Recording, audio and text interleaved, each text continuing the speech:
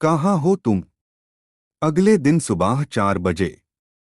वह आदमी पूरी रात बिना सोए बहुत कुछ सोचता रहा। दिया की फिक्र उसके दिमाग से निकल ही नहीं रही थी। जैसे ही घड़ी में 4 बजे, वह उठकर जिम की तरफ चला गया। जिम में भी उसका ध्यान बार बार भटक रहा था। वर्कआउट खत्म करके जैसे ही वह अपने रूम की तरफ जा रहा था, उसका फोन बज उठा। उसने तुरंत कॉल रिसीव किया। उधर से उसका असिस्टेंट घबराए हुए अंदाज में बोला, बॉस वो लोग चले गए। ये सुनते एआई उस आदमी के कदम वहीं रुक गए। उसने गुस्से से पूछा, व्हाट? इतनी सुबह? असिस्टेंट जल्दी से बोला, जी बॉस। कुछ देर पहले मैम के रूम में एक डॉक्टर आया था। पता नहीं अंदर क्या हुआ, लेकिन उसके बाद मिस्टर मल्होत्रा मैम को लेकर वहां से चले गए। ये सुनते ही उस आदमी का चेहरा और सख्त हो गया। असिस्टेंट फिर बोला, और बॉस उनके साथ लेकिन असिस्टेंट अपनी बात पूरी करता उससे पहले ही वह आदमी गुस्से में बोला, मुझे ये सब नहीं सुनना। पता लगाओ दिया कैसी है। मुझे आधे घंटे के अंदर उसकी सारी डिटेल्स चाहिए। इतना कहकर उसने बिना असिस्टेंट की बात सुने कॉल कट कर दिया।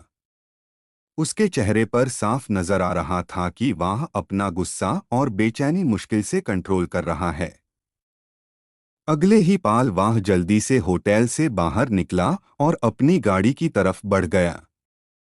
उसके दिमाग में सिर्फ एक ही सवाल घूम रहा था, दिया को आखिर हुआ क्या है?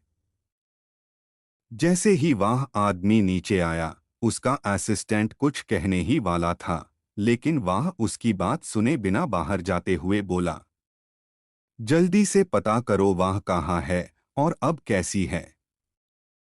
इतना कहकर वह वहां से चला गया। असिस्टेंट कुछ पाल के लिए हैरान रह गया। उसको समझ ही नहीं आया कि आखिर बॉस इतना परेशान क्यों है। थोड़ी देर बाद वह आदमी एक सुनसान जगह पर अपनी गाड़ी रोककर सीट पर सर टिकाकर आंखें बंद कर लेटा है। उसकी आंखों के सामने कल रात का मंजर घूमने लगता है।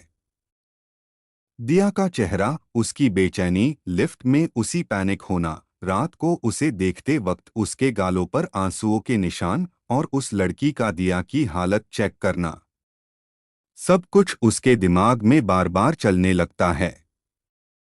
तभी उसका फोन बाजा। उसने तुरंत कॉल रिसीव की। उधर से असिस्टेंट बोला, बॉस हमारे लोगों ने पता लगाया है कि मैम मिस्टर मल्होत्रा के घर पर है। अभी वहां एक डॉक्टर भी आया था। ये सुनते ही उसकी आंखों के सामने दिया का मुस्कुराता हुआ चेहरा आ गया। उसने तुरंत कहा, पता लगाओ उसे क्या हुआ है। इतना कहकर उसने कॉल कट कर दिया और गुस्से में स्टीयरिंग पर जोर से हाथ मारा। तभी उसकी गाड़ी के सामने एक और गाड़ी आकर रुकी। उसमें से एक आदमी बाहर निकला और उसके पास आकर गुस्से से पूछा, तुम बिना गार्ड्स के यहाँ कैसे आ गए? मैंने तुमसे कितनी बार कहा है कि बिना सिक्योरिटी के बाहर मत निकला करो। लेकिन उस आदमी ने उसकी बातों पर कोई ध्यान नहीं दिया और गाड़ी स्टार्ट कर दी। ये देखकर वह आदमी नाराजगी से उसे देखते हुए सामने वाली सीट पर बैठ गया। दिन धीरे धीरे गुजरता गया।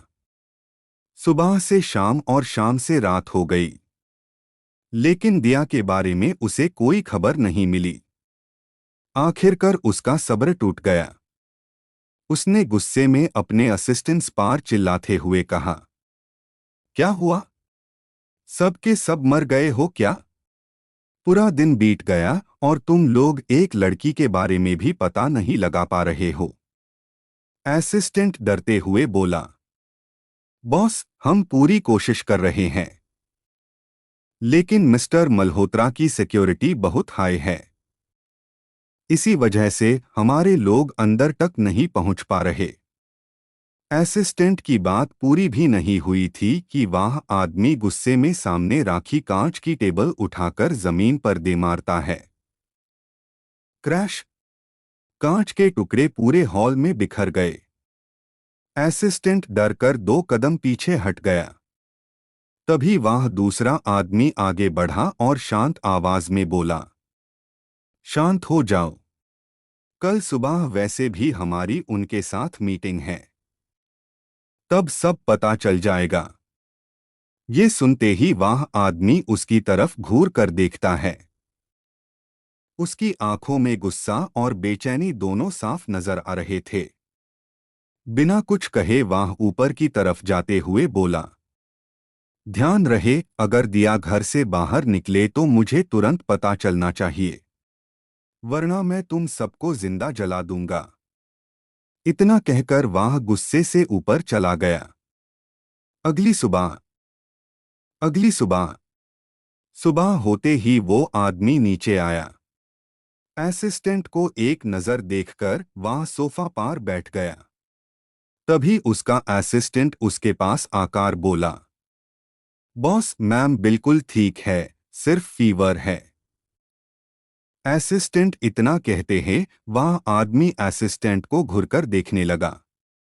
असिस्टेंट हदबदा सा गया और जल्दी से बोला, वो डॉक्टर से पता चला है कि मैम को फीवर है और हमारे आदमी ने बताया कि मैम कल रात से बाहर नहीं आई है।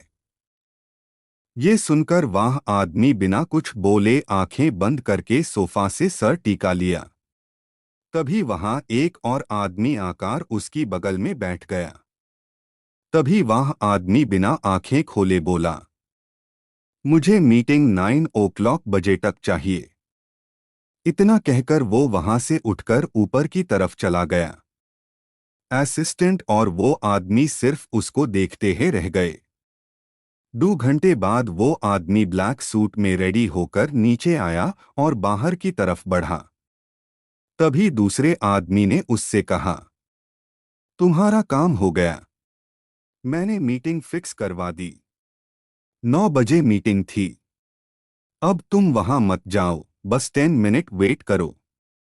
मैं भी रेडी होकर आता हूं। इतना कहकर दूसरा आदमी वहां से चला गया। वह आदमी बाहर आकर गाड़ी से टिककर कुछ सोचने लगा। कुछ देर बाद दूसरा आदमी और उसके पीछे असिस्टेंट भी बाहर आया। वो सब वहां से निकल गए। 1 घंटे बाद उसकी गाड़ी आकार एक 25 मंजिला बिल्डिंग के सामने आकार रुक गई।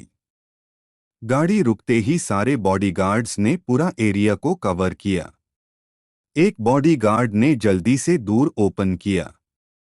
वह आदमी सूट ठीक करते हुए बाहर आया। वो एक नज़र बिल्डिंग को देखकर अंदर की तरफ बढ़ा। तभी दूसरे आदमी ने पूछा, तुम क्या करने का सोच रहे हो? लेकिन वह आदमी बिना कुछ बोले अंदर की तरफ बढ़ा। वह जैसे ही अंदर आया, उसके पास विनीत आकर उसको ग्रीट किया। विनीत को देखते ही उस आदमी का एक्सप्रेशन चेंज हो गया। Vineet, good morning sir. Sir आपके लिए वेट कर रहे हैं। इस तरफ। इतना कहकर उसने एक तरफ इशारा किया और उस तरफ कदम बढ़ा दिए, लेकिन 2 आंखें उसी को घूर रही थी। जैसे ही वह लॉग लिफ्ट में आए, विनीत ने 23rd फ्लोर का बटन दबा दिया। जैसे ही वह सब ऊपर आए, विनीत उन दोनों को एक मीटिंग रूम में लेकर गया। वह आदमी जैसे ही अंदर गया, मीटिंग रूम में जितने भी लोग हैं, सब खड़े हो गए। तभी एक आदमी उसके पास आकर उसकी तरफ हाथ बढ़कर बोला, हेलो मिस्टर सिंह। लेकिन हरजीत ने कोई रिस्पॉन्स नहीं दिया। उसकी आंखें तो किसी को ढूंढने लगी। ये देखकर रिधान ने उस आदमी से हाथ मिलाया। Hello mister Malhotra. सब आकर अपनी अपनी चेयर पर बैठ गए। हरजीत बैठते ही सारे लोग भी अपनी सीट पर बैठ गए। लेकिन हरजीत की नज़र तो किसी को ढूंढने में लगी थी। तब अशोक ने बात को आगे बढ़ते हुए रिधान से पूछा, क्या हुआ मिस्टर सिन्हा? आपने तो कहा था हम मीटिंग अगले हफ्ते करेंगे, लेकिन आपने कल अचानक कहा कि मीटिंग के लिए आप आज ही आ रहे हैं। ये कहते हाय वो थोड़ा नर्वस दिखने लगा। रिधान ने एक नज़र हरजीत को देखकर कुछ कहता ईसा से पहले हरजीत ने बोला, वो क्या है ना मिस्टर मल्होत्रा, हम अगले हफ्ते एक मीटिंग की वजह से बाहर जाना पड़ेगा, इसीलिए हमने सोचा पहले आपका प्रोजेक्ट देख लिया जाए। ये सुनकर अशोक के एक्सप्रेशंस थोड़े चेंज हो गए। अशोक ने एक सांस लेकर बोला, I am sorry mister Sinha, project अभी पूरी तरह से रेडी नहीं हुआ है। आपने कहा था अगले हफ्ते आएंगे, इसीलिए। वह इतना ही कह पाया था कि हरजीत चेयर से उठ गया, क्योंकि जिस काम के लिए वह यहाँ आया था उसे वह अब तक नहीं दिखा। जैसे ही वह खड़ा हुआ, अशोक ने पूछा, क्या हुआ मिस्टर सिंह? हमारा प्रोजेक्ट तो पूरी तरह कंप्लीट नहीं हुआ है, लेकिन वह इतना ही कह रहा था कि मीटिंग रूम का डोर ओपन हुआ और एक लड़की हाथ में कुछ फाइल्स लेकर अंदर आई। उस लड़की को देखते ही हरजीत की नज़र उसी पर रुक गई। रिधान भी उसी को देखने लगा। इतने में अशोक चेयर से उठकर लड़की की तरफ बढ़ा। वो लड़की कुछ कहती उससे पहले अशोक ने उसका हाथ पकड़ लिया और सबकी तरफ एक नज़र देखकर बोला, आई एम सॉरी, मैं अभी आता हूँ। इतना कहकर उसने विनीत को एक इशारा किया और लड़की को बाहर लेकर गया। ये देखकर हरजीत की मुट्ठी भींच गई।